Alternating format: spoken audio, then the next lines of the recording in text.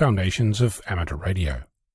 The lure of digital modes and the opportunities they bring are enough to tempt some amateurs to begin a journey into integrating their radio and computer to make a new world come to life.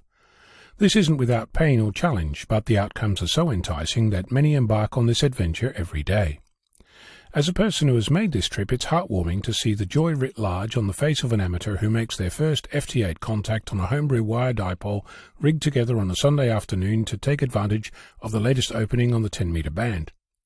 On the flip side, it's heartbreaking to see an amateur falter at the first hurdle, attempting to make their computer talk to their radio and giving up because it just won't work. At first, this attitude bewildered me in a community of experimenters, but over time I've come to understand that sometimes an analog approach isn't suited to the digital world. There isn't really a place where you can attach your multimeter and see why the serial connection isn't working, nor is there any universal document that can walk you through how to set things up. So for you, if you're in a place where you've all but given up, let me see if I can find words to encourage you to keep trying. I'll skip the propaganda about going digital and move straight to making it work. This might come as a surprise, but in the digital world, things are built in complex layers of interdependence.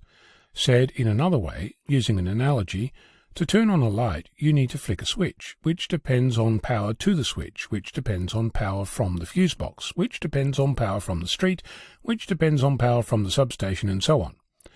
If you flick the switch and the light stays off, you need to figure out which part of the chain failed. Did it fail at the bulb or at the substation?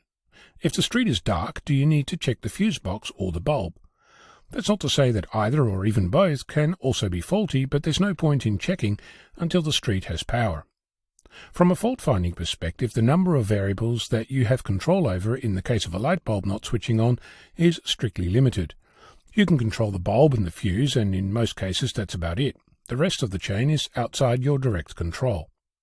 In attempting to make a computer talk to a radio, you can be forgiven in thinking that the level of complexity associated with such a trivial task is just as direct and straightforward.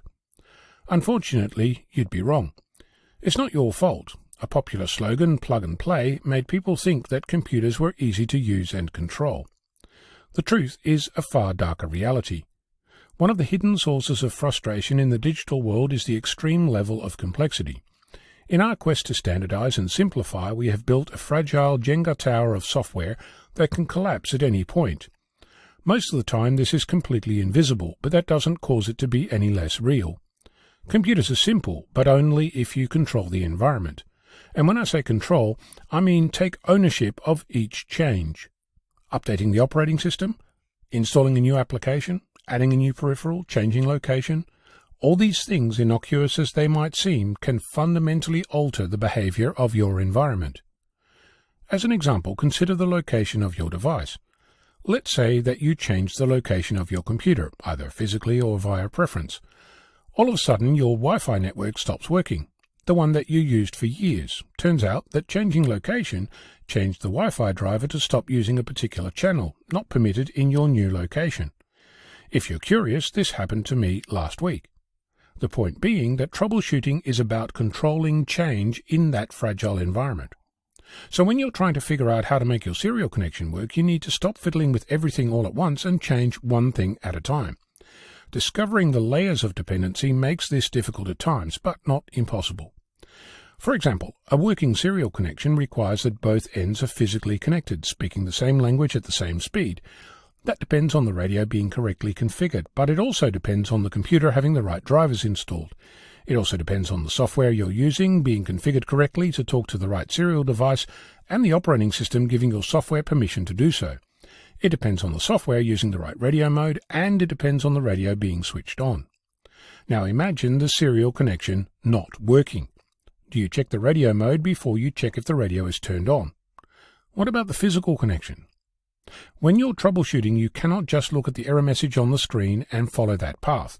You need to ensure that all the underlying things are working first. You don't check the bulb until there's light in the street. Same thing. No need to worry about the error until you've discovered that the radio is on, the cable connected correctly, the driver installed correctly, the speed set right, and the mode configured properly.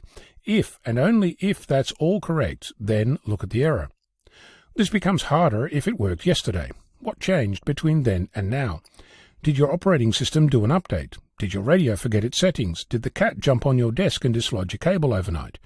Is there an earth fault that caused the serial connection to cease working? Sometimes, despite your best efforts, you cannot find the problem. At that point, you need to take a step back and think about how to prove that something is working in the way that you think it is.